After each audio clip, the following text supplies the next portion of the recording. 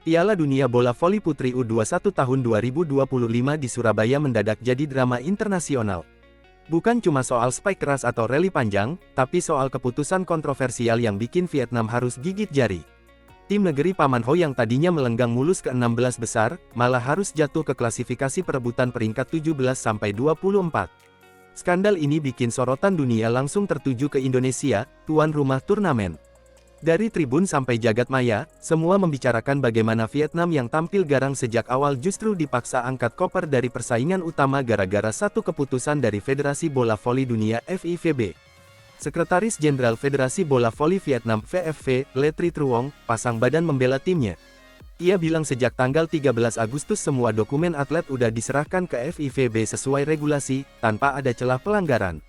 Menurut Truong, pihaknya merasa tidak adil dengan langkah panitia yang baru memeriksa kelayakan pemain setelah babak penyisihan rampung. Kalau memang mau diperiksa, ya dari awal sebelum turnamen, bukan setelah anak-anak main di lapangan, ucapnya dengan nada kesal. Ia menegaskan bahwa Vietnam merasa sangat dirugikan dengan keputusan itu. Bayangkan, perjuangan keras para pemain di lapangan seolah langsung terhapus hanya karena status kelayakan satu orang atlet. FIVB sendiri memilih bungkam soal detail masalah yang menimpa sang pemain Vietnam. Mereka hanya bilang kalau hal itu bersifat pribadi dan sudah dibicarakan langsung dengan pemain yang bersangkutan. Pernyataan itu justru bikin publik makin penasaran. Banyak yang bertanya-tanya, sebenarnya apa yang bikin pemain tersebut dianggap tidak sah untuk tampil di ajang sebesar Piala Dunia U21 ini. Meski diterpa badai besar, Truong masih tegak berdiri. Ia memastikan VFV tidak bakal kena denda karena semua prosedur pendaftaran sudah dijalankan sesuai aturan. Kalau ada pemalsuan dokumen, FIVB pasti punya alasan buat menjatuhkan denda. Tapi faktanya kami nggak melakukan itu.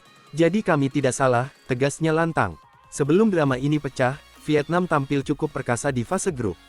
Mereka mencatat 4 kemenangan dari 5 laga, termasuk menundukkan tim tuan rumah Indonesia, serta menumbangkan Kanada dan Serbia. Namun, semua hasil manis itu berubah jadi pahit setelah FIVB mengetok palu sanksi. Hasil pertandingan yang melibatkan pemain bermasalah otomatis dibatalkan, dan Vietnam dianggap kalah 0-3 di tiap laga tersebut.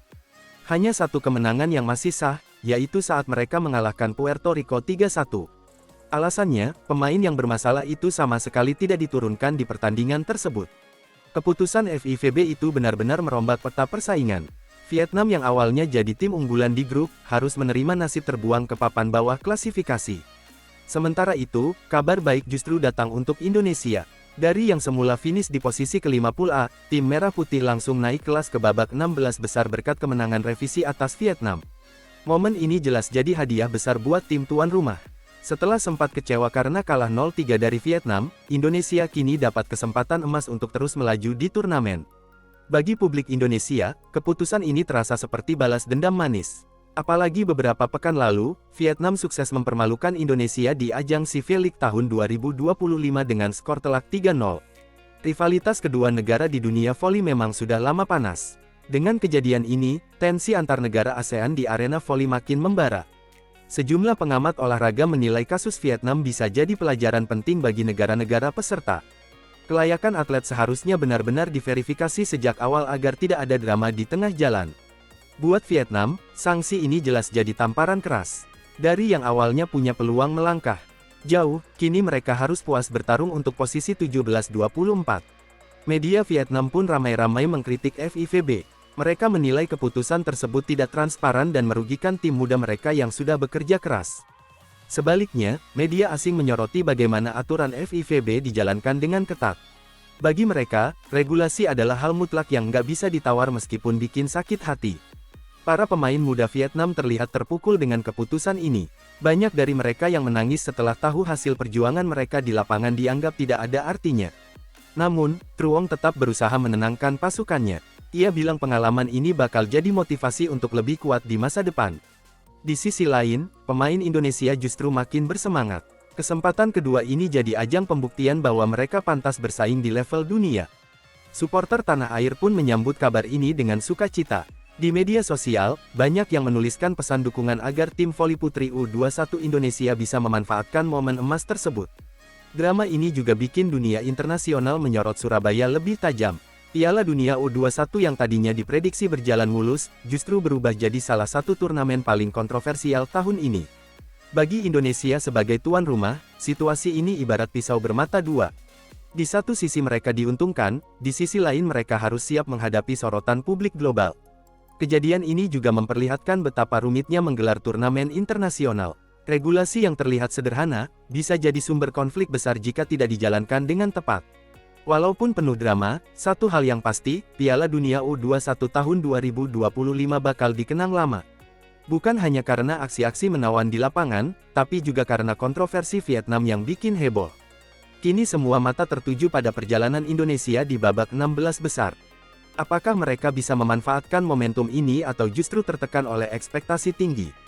Yang jelas, satu babak cerita sudah tercatat, Vietnam harus turun kasta, sementara Indonesia mendapat tiket emas untuk terus melaju. Dan seperti pepatah lama, di balik kesialan seseorang, ada keberuntungan untuk yang lain. Dalam hal ini, Vietnam jadi korban, Indonesia jadi pemenang dadakan. Turnamen masih panjang, dan cerita masih berlanjut.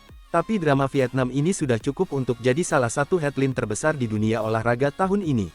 Di kalangan pecinta voli ASEAN, diskualifikasi Vietnam ini langsung jadi bahan obrolan hangat. Banyak yang kaget karena selama fase grup, Vietnam dianggap salah satu tim paling konsisten.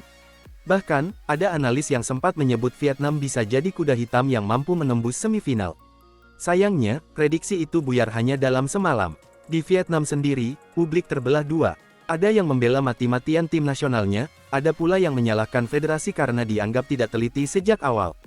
Media lokal ramai menulis bahwa FIVB seharusnya menjelaskan alasan sebenarnya kepada publik agar tidak menimbulkan spekulasi liar. Namun, FIVB tetap berpegang pada prinsip menjaga privasi atlet. Mereka hanya mengatakan bahwa masalah ini menyangkut hal yang sensitif dan tidak untuk konsumsi umum. Sikap bungkam itu justru membuat rumor berkembang. Ada yang menduga soal administrasi umur, ada pula yang berspekulasi terkait status personal pemain. Apapun itu, jelas satu hal, Vietnam harus menerima konsekuensi. Mereka tak bisa lagi berargumen di lapangan, hanya bisa menatap sisa turnamen dari jalur bawah. Sementara itu, Indonesia kini dalam posisi yang cukup unik. Dari underdog yang tersingkir, tiba-tiba berubah jadi penantang baru di babak knockout. Pelatih tim Indonesia pun mengakui bahwa ini adalah kesempatan emas. Kami harus memanfaatkan momentum ini. Anak-anak harus bermain tanpa beban, karena kesempatan kedua tidak selalu datang, ujarnya. Para pemain muda merah putih pun menunjukkan semangat baru dalam sesi latihan. Banyak yang bilang, suasana tim kini jauh lebih percaya diri setelah status mereka berubah. Di media sosial, dukungan untuk skuad muda Indonesia terus mengalir. Tagar-tagar Garuda Muda Voli bahkan sempat trending lokal setelah kabar diskualifikasi Vietnam mencuat. Atmosfer di Surabaya pun makin memanas. Penonton lokal semakin penasaran untuk datang ke stadion, bukan hanya untuk menyaksikan aksi Spike dan Block, tapi juga drama di balik layar. Sejumlah pelatih asing menilai bahwa kasus ini bisa jadi turning point bagi Indonesia. Jika bisa tampil impresif, reputasi voli putri Indonesia di kancah dunia bakal naik pesat. Namun, tentu saja jalan Indonesia tidak mudah. Di babak 16 besar, lawan-lawan berat menunggu, termasuk tim-tim kuat dari Eropa dan Amerika Latin. Pelatih menekankan bahwa meski dapat keberuntungan dari diskualifikasi Vietnam, perjuangan sejati baru akan dimulai. Kemenangan di atas kertas tidak ada artinya kalau kita tidak membuktikan diri di lapangan, katanya. Di sisi lain, Vietnam mencoba meredam kekecewaan dengan target realistis, finish setinggi mungkin di klasifikasi 17-24. Mereka tidak ingin pulang dengan tangan kosong. Beberapa pemain senior di skuad U21 Vietnam menyampaikan permintaan maaf kepada supporter. Mereka berjanji akan belajar dari pengalaman pahit ini. Publik internasional kini menunggu respons resmi dari FIVB soal kemungkinan adanya banding dari pihak Vietnam. Sampai saat ini, VFV memang masih menimbang opsi tersebut. Jika benar mengajukan banding, drama bisa makin panjang. Tapi kecil kemungkinan hasil turnamen berubah, karena keputusan FIVB biasanya bersifat final. Apapun akhirnya, kisah ini sudah jadi catatan hitam dalam perjalanan voli muda Vietnam. Mereka akan selalu dikenang sebagai tim yang terdepak bukan karena kalah di lapangan, melainkan karena masalah administrasi. Sementara bagi Indonesia, cerita ini justru jadi bahan bakar motivasi. Dari yang awalnya tersingkir, kini punya peluang untuk mencetak sejarah baru. Turnamen masih berlanjut, sorotan makin tajam, dan semua orang menanti, akankah Garuda Muda terbang tinggi atau tersandung lagi di fase knockout. Pada akhirnya, Piala Dunia Bola Voli Putri U21 tahun 2025 di Surabaya bukan cuma tentang siapa yang jago smash atau siapa yang paling rapat bloknya. Turnamen ini berubah jadi panggung drama, di mana aturan dan administrasi justru menentukan nasib sebuah tim. Vietnam harus menelan pil pahit. Dari calon kuda hitam yang digadang-gadang bisa melangkah jauh, mereka justru terlempar ke papan bawah. Semua usaha di lapangan seakan hilang begitu saja gara-gara satu keputusan yang tak bisa mereka lawan. Bagi Indonesia, cerita ini justru jadi anugerah. Dari underdog yang hampir tersisih, mereka tiba-tiba dapat tiket emas untuk terus melaju. Nasib memang kadang suka bercanda, satu jatuh, yang lain terangkat. Kini, semua mata tertuju ke skuad Garuda Muda. Mampukah mereka memanfaatkan momentum ini? Atau justru terbebani ekspektasi publik yang makin tinggi? Satu hal yang pasti, bola voli Indonesia punya panggung emas untuk membuktikan diri di depan dunia. Dan untuk Vietnam, ini akan selalu jadi pelajaran berharga, di level dunia, bukan cuma skill yang menentukan, tapi juga ketaatan pada regulasi. Piala Dunia U21 tahun 2025 di Surabaya pun resmi tercatat dalam sejarah. Bukan hanya sebagai turnamen internasional bergengsi, tapi juga sebagai turnamen penuh drama yang bikin dunia bola voli nggak akan pernah lupa.